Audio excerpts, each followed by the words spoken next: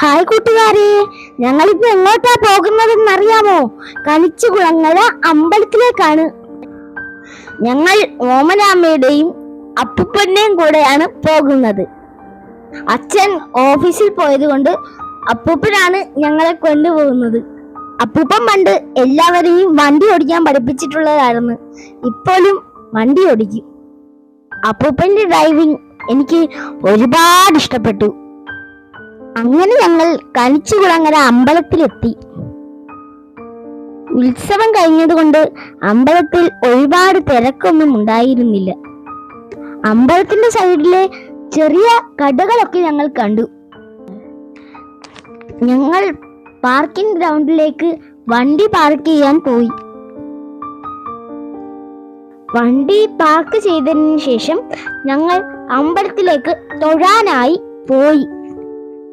അമ്പലത്തിലെ ഉത്സവം കഴിഞ്ഞത് കാരണം നല്ലതുപോലെ ദേവിയെ കണ്ടു തൊഴാൻ പറ്റി. അമ്പലത്തിൽ വലിയ തിരക്കൊന്നും ഇല്ലായിരുന്നു.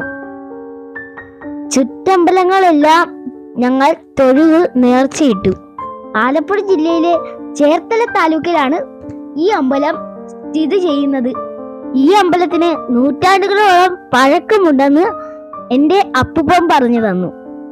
ഈ അമ്പലത്തിൽ 21 ദിവസത്തെ ഉത്സവമാണ് നടക്കുന്നത്.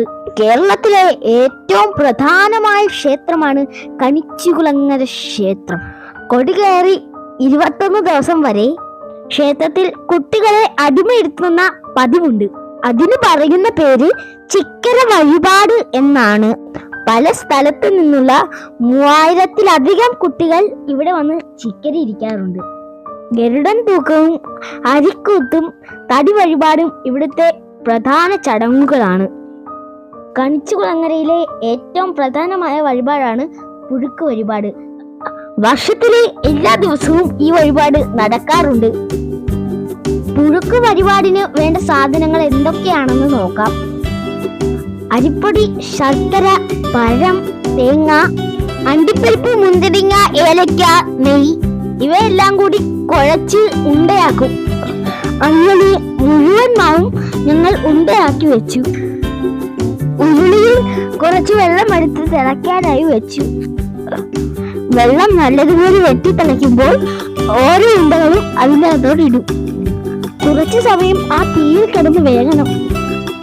ഇടയ്ക്കൊന്ന് ഇറക്കി കൊടുക്കണം.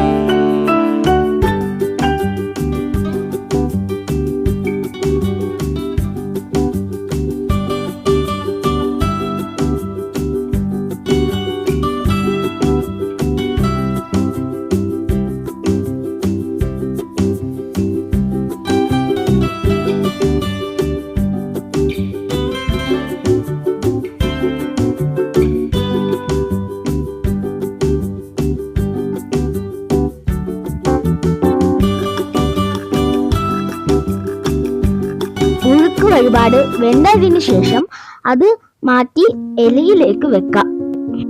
തണുത്തു കഴിഞ്ഞതിന് ശേഷം 2-3 എടുത്ത് ഇലയിൽ വെക്കും. ഇത് തളിക്കാനായി ഒരു ശാന്തി അവിടെ ഇരിപ്പുണ്ട്. പേര് നാളും പറഞ്ഞ് നമ്മൾ രസീത് എഴുതണം.